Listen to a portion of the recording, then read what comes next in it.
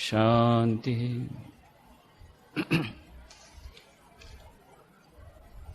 એકાગ્રતા અને ધ્યાન એ વિષય પર આપણે 74 ચર્ચાઓ કરી અને જોયું કે આપણા દૈનંદિન જીવન માટે વિભિન્ન ક્ષેત્રોમાં, એ પછી ભણવાનું હોય, ભણાવવાનું હોય, રસોઈનું કામ હોય કે ઓફિસનું કામ હોય કે મેનેજમેન્ટનું કામ હોય, એ બધામાં જ એકાગ્રતાની અત્યંત આવશ્યકતા છે. ધ્યાનના જીવનમાં, આધ્યાત્મિક જીવનમાં આગળ વધવા માટે પણ એકાગ્રતાની આવશ્યકતા છે. અને આ બંને આપણા દૈનંદિન જીવન માટે સુખ શાંતિ તો અર્પે છે, સાથે સાથે શાશ્વત સુખ અને શાશ્વત શાંતિનો માર્ગ પણ મોકળો કરે છે. અને આપણે આધ્યાત્મિક જીવનમાં આગળ વધવું હોય તો આ બંનેની કેટલી મહત્તા છે એની વિસ્તારની ચર્ચા આપણે કરી. તેમજ એ બંનેને પ્રાપ્ત કરવાના માર્ગો, ધ્યાનના વિભિન્ન પ્રકારો, ધ્યાનના અભ્યાસમાં આવતા વિભિન્ન અવરોધો, આ બધાની ચર્ચા આપણે કરી. અને આપણે જોયું કે કેવી રીતે એ ધ્યાનનો અભ્યાસ ધીરે ધીરે આપણને અંતિમ લક્ષ્ય તરફ અગ્રસર કરે છે. ધૈર્યપૂર્વક એમાં લાગી રહેવું પડે. ભલે અંતિમ લક્ષ્ય દૂર હોય, પણ એનાથી જે વિશેષ ફાયદો થાય છે, જેની આપણે ચર્ચા કરી કે આપણા દૈનિક જીવનમાં આપણને એક મોટો સહારો મળે છે. વિવેક અને રહનીની વાત જે આવે છે એ આ એકાગ્રતા ધ્યાનના અભ્યાસમાંથી આવે છે. એક ઘટના જે સાધારણ માણસને વિચલિત કરી મૂકે છે, એ જ ઘટના એકાગ્રતા અને ધ્યાનના અભ્યાસીને વિચલિત નથી કરતી. થોડું દુઃખ તો જરૂર આપે છે, પણ એમાંથી એ જલ્દીથી બહાર આવી શકે છે. એના ઉદાહરણો આપણે જોયા. અને આજકાલ તો બધા જ ક્ષેત્રમાં ધ્યાનની મહત્તા દેશ વિદેશમાં એનું ખૂબ ચલન વધી ગયું છે. ઇન્ડસ્ટ્રીઝમાં, મોટા ઇન્ડસ્ટ્રીયલ હાઉસીસમાં, પબ્લિક સેક્ટર કંપનીમાં, એમાં હવે આ Indian ethos for modern management એ વિષયને અંતર્ગત ધ્યાન એક અવિભાજ્ય અંગ બની ગયું છે. લીડરશીપના કોર્સીસ હોય કે બીજા બધા મેનેજમેન્ટના કોર્સીસ હોય, તેમાં સ્ટ્રેસ મેનેજમેન્ટ એક અલગ જાતનો કોર્સ એમાં નાખી દેવામાં આવ્યો. સ્ટ્રેસ મેનેજમેન્ટ એટલે સ્ટ્રેસ એટલે તણાવ. તો દૈનિક જીવનમાં કેટલા બધા તણાવ આવે છે, તો મેનેજરના જીવનમાં પણ કેટલા બધા તણાવ. બોસ અને એના સબઓર્ડિનેટ વચ્ચે રિલેશનશીપ, એનો જે સંબંધ, એમાં કેટલા બધા તણાવો આવે. મેનેજમેન્ટ, લેબર, એ બંનેના વચ્ચે સંબંધોની વચ્ચે તણાવ. ડિસિઝન લેવા પડે, કોઈક એવા નિર્ણયો લેવા પડે, કોઈ એવી ક્રાઇસિસ આવી ગઈ, તો આ બધી વખતે તણાવ આવી જાય છે. તો આ તણાવોથી ભરપૂર જીવન બની ગયું છે. મેનેજમેન્ટમાં પણ આવે તણાવોથી ભરપૂર. તો એનું નામ આખું મેનેજમેન્ટ અલગ સાયન્સ થઈ ગયું, સ્ટ્રેસ મેનેજમેન્ટ. આ તણાવમાંથી કેવી રીતે બહાર આવવું. અને સ્ટ્રેસ મેનેજમેન્ટમાં આ ધ્યાનનો અભ્યાસ, આ એક અભ્યાસક્રમ તરીકે કમ્પલસરી સબ્જેક્ટ તરીકે રાખી દેવામાં આવે છે. ઘણી ઇન્ડસ્ટ્રીઝમાં, ઘણા ઇન્ડસ્ટ્રીયલ હાઉસીસમાં, ઇન્ડિયન ઓઇલ, ઓએનજીસી, બીજી ઘણી પબ્લિક સેક્ટર કંપની, એમાં ધીરે ધીરે આ સ્ટ્રેસ મેનેજમેન્ટમાં ધ્યાન એક જાતનો એક કમ્પલસરી સબ્જેક્ટ, એક વિષય આવી ગયો છે. આજના ઇન્ડિયન એક્સપ્રેસમાં જ વાંચ્યું હશે કે કેવી રીતે ઓએનજીસીમાં સ્ટ્રેસ મેનેજમેન્ટમાં આ મેડિટેશન ટેકનિક, ધ્યાન એ અવિભાજ્ય અંગ બની ગયું છે. તો આની દૈનંદિન જીવનમાં મહત્તા છે અને આપણા આધ્યાત્મિક જીવનમાં તો મહત્તા છે જ. અને ધ્યાનના વિભિન્ન પ્રકારો પણ આપણે જોયા હતા. એક એવી જાતની વાત મૂકવામાં આવી કે આપણે આ 2 વર્ષોથી ચર્ચા તો કરીએ છીએ એકાગ્રતા ધ્યાનની, પણ સાથે સાથે ધ્યાનનો થોડો અભ્યાસ, પ્રેક્ટિકલ, એ પણ જો કરવામાં આવે તો સારું થાય, એવી વાત મૂકવામાં આવી. તો એના માટે આપણે પહેલા શરૂઆતમાં જ કર્યું હતું કે એકાગ્રતા અને ધ્યાન એ વિષયની ચર્ચા તો આપણે કરી શકીએ. એના જે પ્રાથમિક સોપાનોની વાત આપણે કરી શકીએ, એમાં આવતા અવરોધની વાત કરી શકીએ, એના માટેને સૈદ્ધાંતિક કેટલાક જે કેટલીક મૂળભૂત વાતો એની વાત આપણે કરી શકીએ, પણ જ્યારે એની પ્રેક્ટિસની વાત આવે છે ત્યારે ધ્યાનના અભ્યાસમાં બે વાતો હોય છે, બે પ્રકારના ધ્યાન. એ પ્રકારનું ધ્યાન જે આજકાલ ઘણું પોપ્યુલર પ્રસિદ્ધ કે ભાઈ અમારે બ્લડ પ્રેશર વધી ગયું છે, ડોક્ટરે કહ્યું છે થોડું થોડું ધ્યાન કરતા રહેજો, કે આ સ્ટ્રેસ મેનેજમેન્ટની વાત કરી કે ભાઈ થોડું થોડું ધ્યાન કરતા રહેજો. આ પ્રકારનું ધ્યાન એ સાધારણ વ્યક્તિ માટે કોઈ પણ રીતે એમાં કાંઈ વાંધો નથી. એમાં જે પુસ્તકો વાંચીને તમે થોડું થોડું ધ્યાન કરો તો વાંધો નથી. પણ આપણે જે ધ્યાન કરવા માગીએ છીએ આધ્યાત્મિક સાધના માટે, આગળ વધવા માટે, કે જે ધ્યાનનું લક્ષ્ય, અંતિમ લક્ષ્ય સમાધિ છે, જે સપ્તમ સોપાન ધ્યાન, જે પતંજલિ યોગસૂત્ર પ્રમાણે કે યમ, નિયમ, આસન, પ્રાણાયામ, પ્રત્યાહાર, ધારણા, ધ્યાન અને સમાધિ, એમાં ધ્યાન જે સપ્તમ સોપાન છે ને અષ્ટમ સોપાન છે સમાધિ, જે એનું અંતિમ લક્ષ્ય છે. અથવા જ્ઞાનીની દૃષ્ટિએ પણ એ નિધિધ્યાસન એ અંતિમ લક્ષ્ય છે કે જ્યારે પરબ્રહ્મ પરમાત્મા સાથે જીવાત્માનો મેળ થઈ જાય.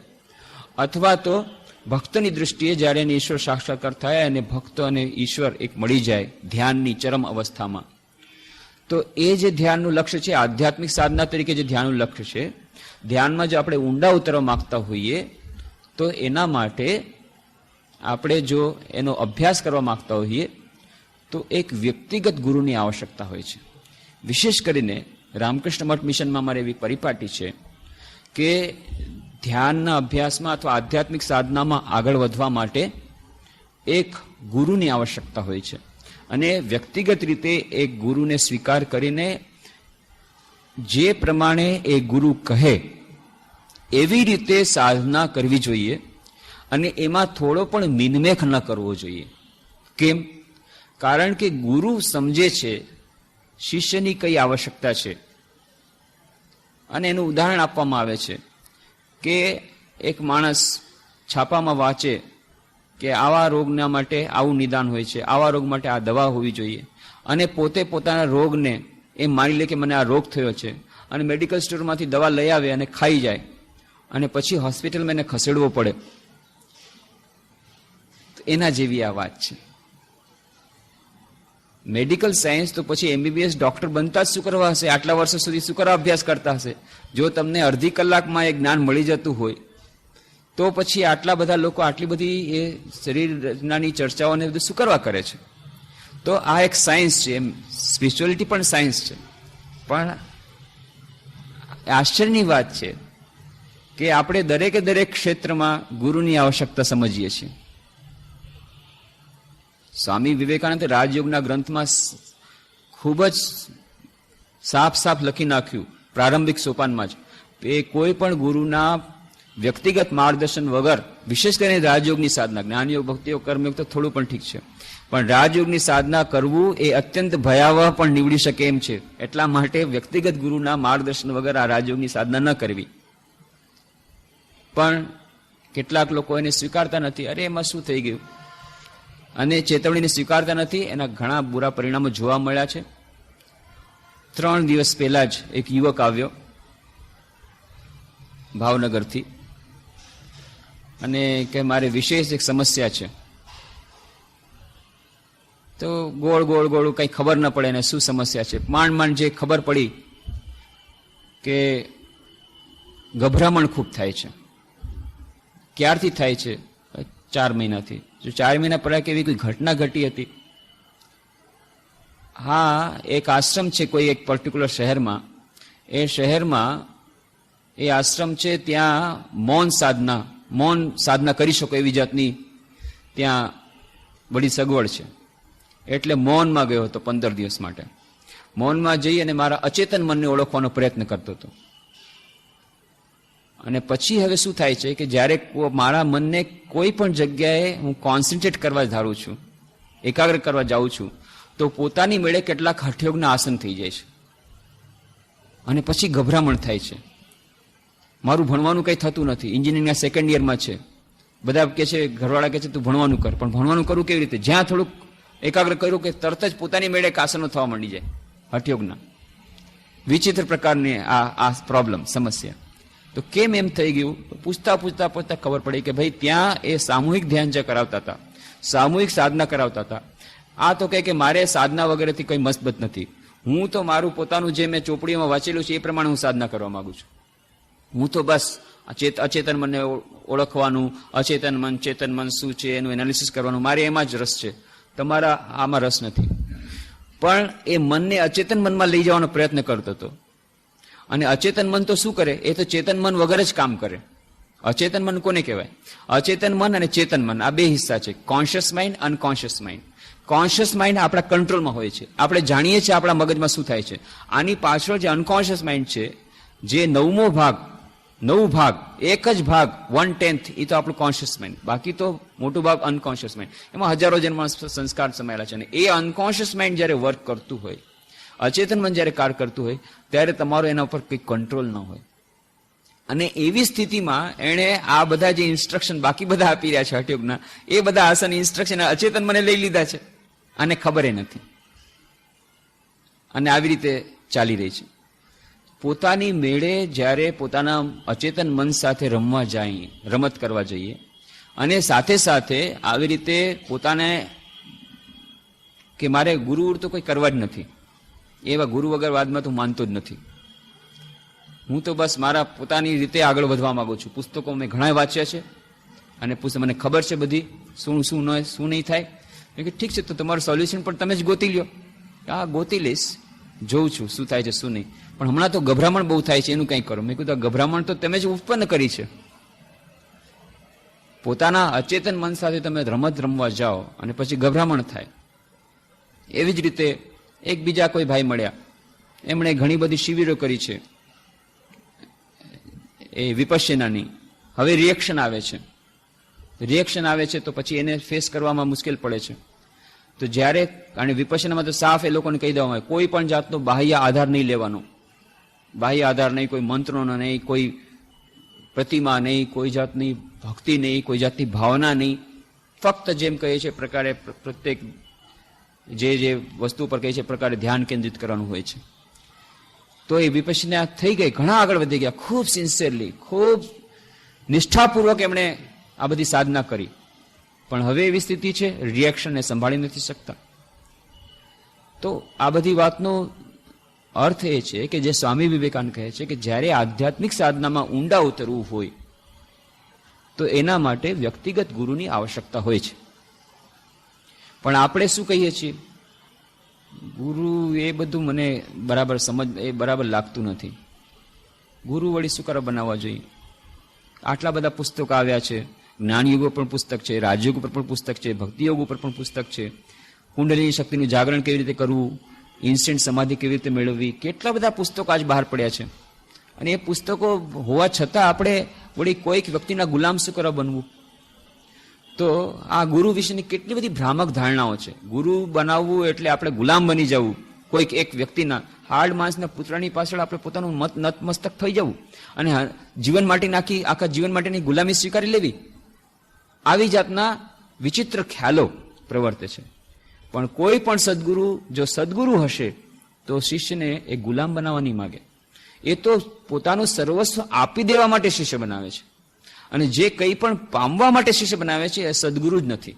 એનું નામ સદગુરુ ન જ કહેવાય. કારણ કે ગુરુની પ્રથમ જ લક્ષણો છે. એ લક્ષણો આપણે થોડાક જોવાનો પ્રયત્ન કરીશું. કારણ કે આજે જ્યારે આ અધ્યાય ખુલ્યો છે, કારણ કે આ વાત આપણે કરી રહ્યા છીએ ને કે જ્યારે આપણે એકાગ્ર ધ્યાનના અભ્યાસમાં ઊંડા ઉતરવું હોય અને ખરેખર આપણે પ્રેક્ટિસ કરવી હોય તો પછી આપણે ગુરુ બનાવવા જોઈએ. પોતપોતાના ગુરુ પોતપોતાની રીતે ચૂઝ કરી લેવા પડશે, પોતાની રીતે શોધી લેવા પડશે. પણ સૌથી પહેલા તો ગુરુની આવશ્યકતા આપણે જાણવી જોઈએ. તો આપણે જ્યારે ઘણા લોકોને પૂછો, ભાઈ શું કરો છો તમે, અત્યારે વેકેશન છો? તો કે ના, એક બેન આજે સવારના આવ્યા હતા, શું કરો છો? તો કે કેમ ટાઈમ નથી મળે ચોપડી વાંચવાનું? કે ના, મારે તો ક્લાસ, કે હજી તો હવે તો વેકેશન છે. તો કે ના, કે મેં ઓલા ક્લાસ કર્યા છે ટોયઝ મેકિંગના માટે, રમકડા બનાવવાના, એના માટે હું જાઉં છું એક ટીચર પાસે. અચ્છા, તો પછી કેટલા 1 કલાક? તો બાકીના 23 કલાક. અરે પછી બીજો પણ ક્લાસ છે ને, ડ્રોઈંગના પણ ક્લાસ છે, ડ્રોઈંગ ટીચર અલગ છે, એના માટે પણ જાઉં છે, તો બીજા ક્લાસ થઈ ગયા. પછી કે મ્યુઝિક પણ મારે શીખવું છે, મ્યુઝિકના ટીચર પાસે પણ જાઉં છું 1 કલાક. પછી કે ડાન્સિંગ પણ શીખવું છે, ડાન્સિંગ માટે 1 કલાક જાઉં છું.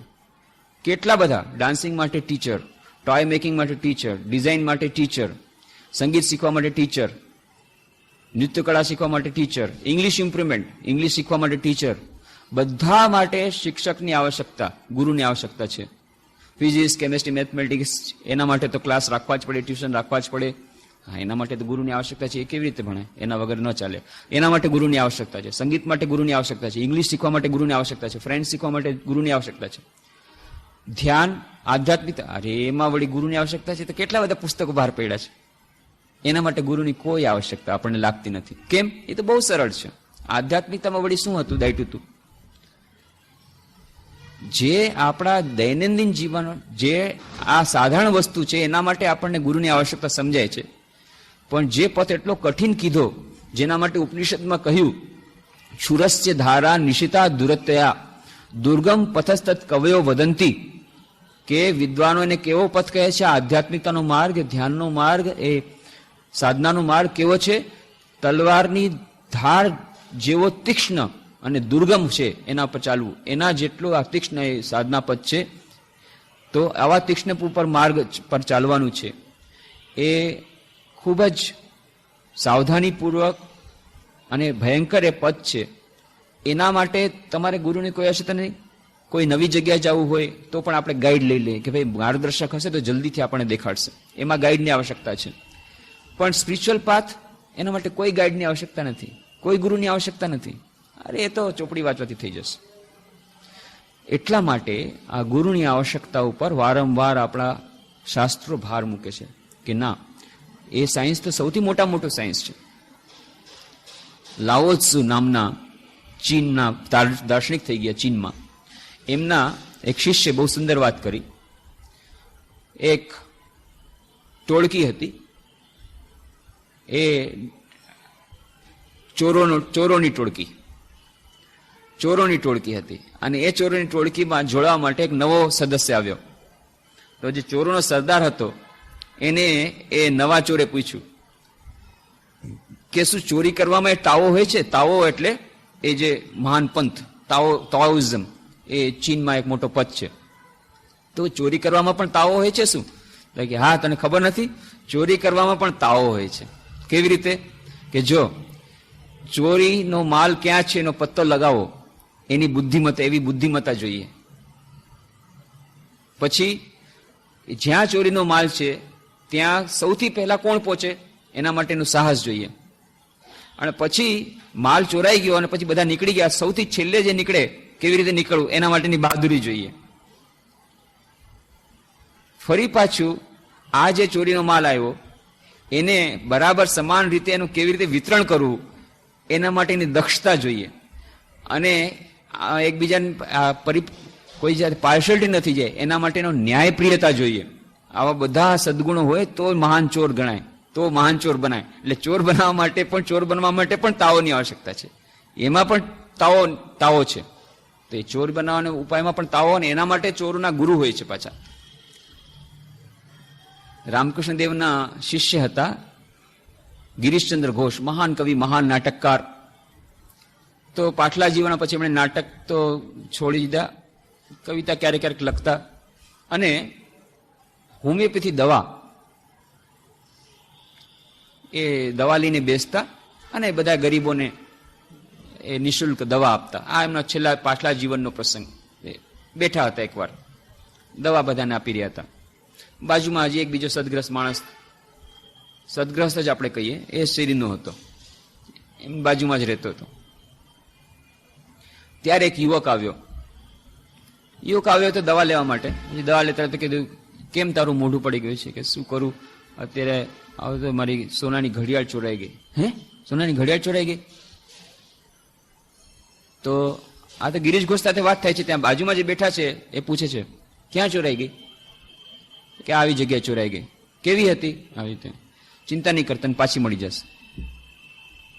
અરે આની સાથે કોઈ એને ઓળખાણ નથી, કોઈ કરતા કાંઈ નથી, બસ ક્યાં ખોવાઈ ગયા છે, કઈ કેવી રીતે ખોવાય છે એટલું જ કીધું. બરાબર મળી ગઈ સાંજના. કેવી રીતે મળી ગઈ? કારણ કે જે બેઠા હતા એ ચોરના સરદાર હતા, ચોરના ગુરુ હતા. એ ઇલાકાના, દરેક ઇલાકાના એક એક ગેંગ હોય, એને ગેંગ લીડર હોય, એ લોકોને ખબર હોય. ત્યાં અમારે રામકૃષ્ણ મઠ મિશનમાં દર વર્ષે રામકૃષ્ણદેવની જન્મ જયંતિના દિવસે સવારના 4 વાગે 3 વાગે સંન્યાસ દીક્ષા થાય. જે 9 વર્ષ સુધી બ્રહ્મચર્ય દીક્ષા ને 9 વર્ષ 10 વર્ષ સુધી જે લોકો બ્રહ્મચર્ય દીક્ષા પાડે, બ્રહ્મચર્ય પાડે, એના પછી સંન્યાસ દીક્ષા થાય. એ સંન્યાસ દીક્ષા ત્યાં બેલુર મઠમાં થાય. રામકૃષ્ણદેવની જન્મતિથિના બીજે દિવસે સવારના થાય. તો ત્યારે બધા જેટલા સંન્યાસીઓ એટલા બધા સંન્યાસીઓ ત્યાં મંદિરના હોલમાં આવે. તો કલકત્તાના જેટલા સેન્ટર એ લોકો પણ તે સંન્યાસ દીક્ષા જોવા માટે આવે. તો Ramakrishna mission institute of culture goal park એના સેક્રેટરી સ્વામી લોકેશ્વરાનંદજી મહારાજ, જે આ રામકૃષ્ણ મઠ મિશનની જે શિકાગો વિશ્વ ધર્મ શતાબ્દીની ઉજવણીના જે કન્વેનર પણ છે, અત્યારે પણ કન્વેનર છે. અત્યારે નવેમ્બરમાં ફંક્શન થવાનું છે કલકત્તામાં, એના એક કન્વેનર છે. એ પાછલે વર્ષે જેમ કલકત્તામાં સપ્ટેમ્બરમાં થયું એવું ફંક્શન ફરી પાછું નવેમ્બરમાં થવાનું છે. જે લોકોને ત્યાં જવાનું હોય એ લોકો નીચે લાઇબ્રેરીમાં નામ નોંધાવી શકે. તો એ જે રામકૃષ્ણ મિશન ઇન્સ્ટિટ્યૂટ ઓફ કલ્ચરના સેક્રેટરી અને આ રામકૃષ્ણ મિશન અત્યારના શિકાગો વિશ્વ ધર્મ શતાબ્દીના જે કન્વેનર એ લોકેશ્વરાનંદ મહારાજ, ખૂબ ત્યાં તો બંગાળમાં એમનું ખૂબ નામ છે, ખૂબ સુપ્રસિદ્ધ છે. રાતના 2 વાગે ત્યાં કારથી આવી રહ્યા છે કલકત્તાથી ત્યાં બેલુર મઠ. બેલુર મઠ તો ઘણું દૂર, વચમાં એવો રસ્તો આવે છે, એવા રસ્તાઓ આવે છે જે નિર્જન હોય. રાતના બસ કોઈ ગાડી રોકાવી દીધી, સ્ટોપ, કાઢો, શું છે જોયું, કાંઈ નથી. સંન્યાસી પાસે શું હોય? હા, કોઈ ગિફ્ટ આપેલી હતી. ફોરેન ગયા હતા ત્યારે થોડાક વખત પહેલા જ, તો ઘણા દેશોમાં ગયા હતા, જર્મની, રશિયા અને બધી. કોઈ કંઈક સોનાની ઘડિયાળ કંઈક આપી હશે, એ ઘડિયાળ કાંડામાં હતી. કાઢો, ઘડિયાળ લઈ લીધી, જાઓ. સ્વામીજી આપી દીધી, ઠીક છે ચાલો આપો. અમે જેટલી આવે છે બધી ગિફ્ટ આપવા માટે છે. સંન્યાસી પાસે જેટલી આવે એ બધી આઈટમ ગિફ્ટ આપવા માટે આવે, ગિફ્ટ તરીકે. ચાલો લઈ ગયા. હજી બીજે દિવસે વાતચીતમાં કીધું કે આવી રીતે ઘડિયાળ ગઈ છે. લોકેશ્વરાનંદજી મહારાજ તો ત્યારે ખૂબ પ્રસિદ્ધ, એકદમ સમાચાર પત્રોમાં ફ્રન્ટ પેજમાં લોકેશ્વરાનંદજી મહારાજની ઘડિયાળ ચોરાઈ ગઈ, આ કલકત્તાની પોલીસનું નાક કાપી નાખ્યું, આમ તેમ, અને બધા સમાચાર પત્રોમાં. હવે તો મોટા મોટા ડીઆઈજી ને બધા લાગી ગયા કામ ઉપર. બીજે દિવસે ઘડિયાળ હાજર. બીજે દિવસે ઘડિયાળ મળી ગઈ. કેમ મળી ગઈ? કારણ કે પોલીસને બધી ખબર જ હોય, ગેંગ લીડર કોણ હોય, કેવી રીતે ઘડિયાળ જાતી, આ બધા એ લોકોને બધી જ ખબર હોય. તો આ ચોરોના સરદાર હોય છે, ચોરોના ગુરુ હોય છે, ચોરોના ગુરુ હોય છે. પછી સ્વામી બ્રહ્માનંદજી મહારાજ, રાજા મહારાજ, રામકૃષ્ણ દેવના શિષ્ય હતા, અંતરંગ શિષ્ય, ફર્સ્ટ પ્રેસિડેન્ટ રામકૃષ્ણ મઠ મિશનના. એમને કોઈ પૂછ્યું કે મહારાજ ગુરુ કરવાની કોઈ શું આવશ્યકતા છે? ગુરુ વગર ન ચાલે? એમને સાધના કરીએ તો કે જો બેટા, આજકાલ પોકેટ મારોને ગુરુ હોય છે, પોકેટ મારી શીખવી તેના માટે ગુરુ હોય છે. અને તમને આ આધ્યાત્મિક પદ એટલો સરળ લાગે છે કે ગુરુ કર્યા વગર બધું થઈ જશે? આ કેટલો રસ્તો છે, કેવો રસ્તો છે, એમાંથી કેટલું બધું ચાલવું પડે. અને એમાં આધ્યાત્મિક શક્તિનું સંક્રમણ થાય. ગુરુ જ્યારે શિષ્યને મંત્ર દીક્ષા આપે ત્યારે ફક્ત એ મંત્ર નથી આપતા, એની સાથે આધ્યાત્મિક શક્તિનું સંક્રમણ થાય. અમને તો કઈ લાગતું નથી કોઈ સંક્રમણ જેવું. ક્યાંથી લાગે? દૂરદર્શન પરથી અમે ટીવી ચાલુ કર્યો, પિક્ચર આવતું નથી, પણ ક્યાંથી આવે? એન્ટેના રાખ્યો, એન્ટેના ન હોય તો ક્યાંથી ટીવી પર આવે? તો રિસીવર સેટ જો બરાબર નહીં હોય તો ગમે એવી શક્તિનું સંક્રમણ ફીલ નહીં થાય. તો રિસીવર સેટ પણ પાવરફુલ હોવો જોઈએ, ટ્રાન્સમીટર સેટ પણ પાવરફુલ હોવો જોઈએ. આ બંને હોય તો એ જેને મંત્ર દીક્ષા કહેવાય છે. અને જેટલા પ્રમાણમાં હોય એ નરેન અને વિવેકાનંદ, નરેનમાંથી વિવેકાનંદ બની જશે ક્યારે? કે રામકૃષ્ણ પરમહંસ જેવા ગુરુ મળશે ત્યારે. પણ રામકૃષ્ણ પરમહંસ જેવા ગુરુ ક્યારે મળશે? જ્યારે આપણે નરેન જેવા બનીએ ત્યારે. આપણને જોઈએ છે ગુરુ કેવા? રામકૃષ્ણ જેવા. શિષ્ય આપણે કેવા? આપણે જેવા છીએ તેવા. તો કેવી રીતે બને? એ રામકૃષ્ણ મઠ મિશનના અમારા એક સંન્યાસી હતા, વરિષ્ઠ સંન્યાસી. એમની પાસે એક યુવક ગયો અને ક્યાંકથી વાંચ્યું હશે, ચોપડી વાંચી હશે કે આવી રીતે નરેનનાથ કોલેજના વિદ્યાર્થી જાય છે રામકૃષ્ણદેવ પાસે. પહેલી જ મુલાકાતમાં પ્રશ્ન પૂછે છે, તમે શ્રી ઈશ્વરના દર્શન કર્યા છે? અને રામકૃષ્ણ કહે છે, હા બેટા, મેં ઈશ્વરના દર્શન કર્યા છે. જેમ તને જોઉં છું એથી વધુ પ્રત્યક્ષ રૂપે તેના દર્શન કરું છું. એવું જ નહીં, તું ચાહે તો તને પણ તેના દર્શન કરાવી શકું છું. આ એણે વાંચેલું છે. એટલે આવ્યો યોગ મહારાજ પાસે ગયો, વાંચ્યું છે. અચ્છા મહાશય, આપે શું ઈશ્વરના દર્શન કર્યા છે? અમારા જે સ્વામીજી પાસે જઈને પૂછ્યું. એટલે સ્વામીજી મરક હસ્યા. જો બેટા, તું પણ નરેન નથી અને હું પણ રામકૃષ્ણ નથી, એટલે એ વાત મૂકી દે, બીજી વાત કર.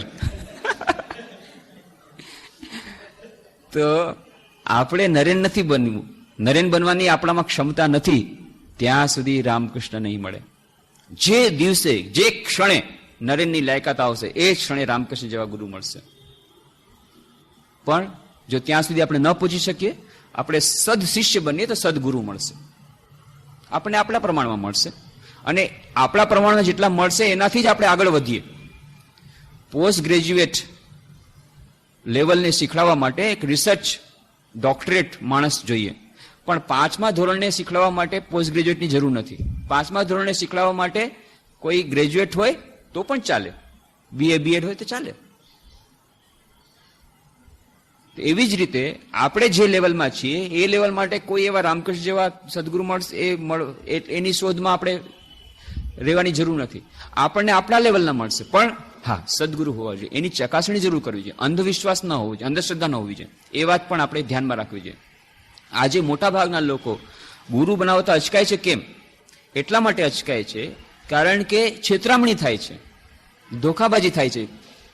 ગુરુગીરીમાં સૌથી વધુમાં વધુ ગુરુમાં આટલા બધા એવા કેસીસ આવે છે, એટલી છેતરામણીના કેસ આવે છે, જેને કારણે ઘણા લોકોને એમ થાય છે અરે એના કરતા આપણે દૂર રહી સાવ. એ શું કરવા થાય છે? કેમ આટલો બધો રાફડો ફાટ્યો છે આજે ગુરુઓનો? કેમ આટલા બધા કેસીસ થાય છે છેતરામણીના? એના માટે આપણે પોતે જ જવાબદાર છીએ. પહેલા પણ વાત કરી હતી કે એક માણસ રડવા મંડી ગયો, અરે રે મારા 1000 રૂપિયા લૂંટાઈ ગયા. શું થઈ ગયું? અરે એક ઠગ આવ્યો હતો અને મારે 1000 રૂપિયા લઈ ગયો. અરે કે તું બેવકૂફ છો? હું તો સમજતો તું બુદ્ધિમાન છો. 1000 રૂપિયા લૂંટી ગયો તારા? તું આટલો પાકો માણસ 1000 રૂપિયા લૂંટી ગયો? તું આટલું બુદ્ધિનું સમજ ના, હું તો બુદ્ધિમાન છું, તો કેવી રીતે છેતરાઈ ગયો? કે મારી પાસે એક માણસ આવ્યો, એ કે ભાઈ મારી પાસે એવું જાદુઈ પથ્થર છે કે એને સ્પર્શ કરવાથી એ જે પૈસા હોય ને બમણા થઈ જાય, અને તે 1000 રૂપિયા આપી દે. ના, હું કઈ એવો બેવકૂફ છું? મેં તેને પેલા 5 રૂપિયા આપ્યા, તેણે મને બીજે દિવસે 10 રૂપિયા આપ્યા. પછી મને વિશ્વાસ આવ્યો એટલે પછી મેં એને 10 રૂપિયા આપ્યા, તેણે મને 20 રૂપિયા આપ્યા. પછી મેં એને 100 રૂપિયા આપ્યા, તેણે મને 200 રૂપિયા આપ્યા. એટલે પછી મને લાગ્યું ના, આ તો માણસ તો સાચો છે. એટલા માટે મેં 1000 રૂપિયા આપ્યા. મને એમ કે બીજે દિવસે 2000 આપશે, તો એ પછી દેખાતો જ નથી. છેતરામણી. હું છેતરાઈ ગયો. કેવા કેવા આજકાલ ઠગ નીકળ્યા છે. અરર, આ દુનિયા કેવો, સમાજ કેવો થઈ ગયો છે, આ દેશમાં શું થઈ ગયું છે, બધા ઠગ ઠગ ઠગ. પણ તમે પોતે શું કરી રહ્યા છો? તમે વગર પરિશ્રમ કરીએ, વગર કાંઈ કરીએ, તમને ડબલ પૈસા જોઈએ છે બીજા દિવસે, તો તમે એને ઠગવાનો પ્રયત્ન કરી રહ્યા હતા કે નહીં? તો એક ઠગ અને બીજા ઠગ, એ બંનેની વચ્ચેની આ લડાઈ છે. એમાં જે વધારે બુદ્ધિમાન હોય એ ઠગ જીતી જાય. એવી રીતે આ ઠગ ગુરુઓ કેમ વધ્યા છે? કારણ કે શિષ્ય ગુરુને ઠગવા માંગે છે, એટલે ગુરુઓ શિષ્યને ઠગે છે. એ ઠગબાજી ચાલી રહી છે જોરદાર. આખો બિઝનેસ ચાલી રહ્યો છે, કોમર્સ ચાલી રહ્યો છે, કોમર્શિયલ બિઝનેસ. ગુરુગીરી નામે, આધ્યાત્મિકના નામે ધમધોકાર ધંધો ચાલે છે શિષ્ય બનાવવાનો. કેમ? શિષ્યોને એ જ જોઈએ છે, ગુરુને પણ એ જ જોઈએ છે. બંનેનો સરસ ધંધો ચાલે છે.